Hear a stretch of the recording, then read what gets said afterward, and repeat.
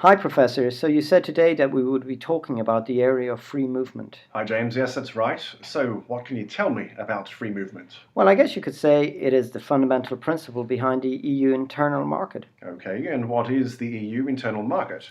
It's the geographic area in which the four factors of production are allowed to circulate freely. Very good. And what are the four factors of production? The four factors of production, also referred to as the four freedoms, refer to the areas of goods, workers, services, and capital. Very good, James. So does this mean that any good or service can circulate freely throughout the EU?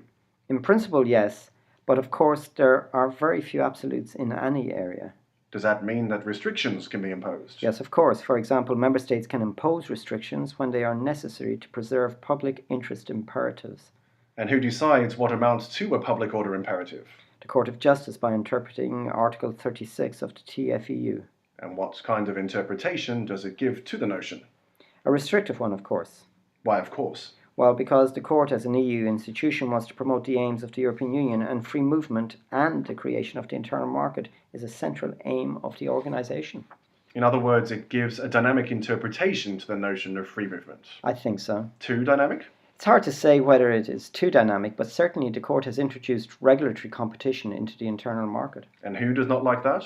The member states that are losing the competition, of course. And why are they losing? Because the regulatory standards they employ place an excessively high regulatory compliance burden on their companies when compared to other member states.